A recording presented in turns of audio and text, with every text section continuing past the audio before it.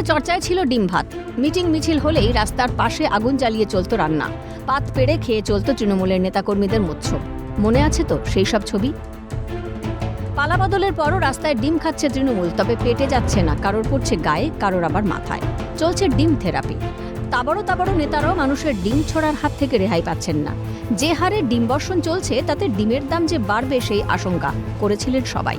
বাস্তবেও এমনটাই হচ্ছে। কেউ বলছেন রাজ্য জুড়ে ডিম থেরাপি চলছে, তাই বাজারে ডিমের চাহিদা থাকায় বাড়ছে ডিমের দাম। কেউ আবার বলছেন অত্যধিক গরমের কারণে প্রোডাকশন কম, তাই ডিমের দামে আগুন। বাজারে ডিম কিনতে এসে রীতিমতো ছ্যাঁকা খাচ্ছে আমজনতা।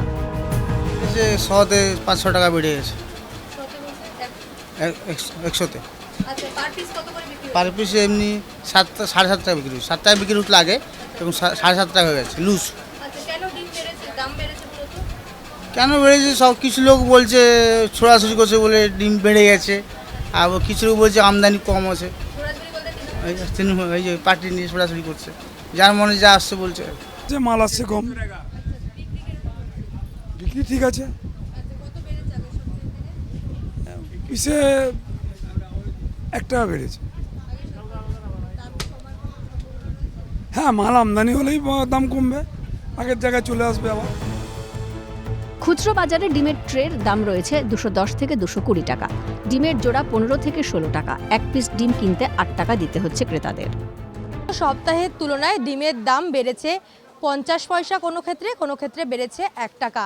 যারা খুচরো ব্যবসায়ীরা রয়েছেন তারা বলছেন গত সপ্তাহে যেখানে ডিমের দাম ছিল 7 টাকা, কেউ বিক্রি করছেন 7.5 টাকা, বা কেউ বিক্রি করছেন 8 টাকা করে। মূলত আমদানি কম। আবার কেউ বলছেন যে তৃণমূল নেতাদের ওপর ডিম ছোড়া হচ্ছে, আর যার জেরেই নাকি বেড়েছে ডিমের দাম।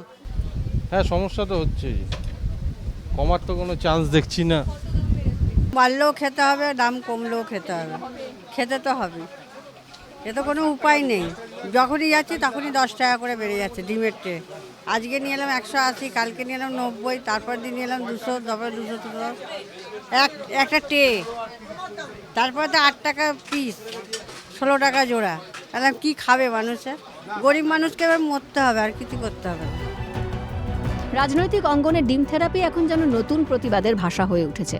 কোথাও টাটকা, কোথাও পচা ডিমকে অস্ত্র করে তৃণমূল নেতাদের দুর্নীতির বিরুদ্ধে আওয়াজ তুলছে সাধারণ মানুষ। একই যোগান কম, তার মধ্যে যদি তৃণমূল নেতারা পথে ঘাটে খেতে থাকেন তাহলে তো ডিম মহার্ঘ হয়ে উঠবেই। ক্যামেরায় নিখিলের সঙ্গে রেশমির রিপোর্ট, ক্যালকাটা নিউজ, কলকাতা।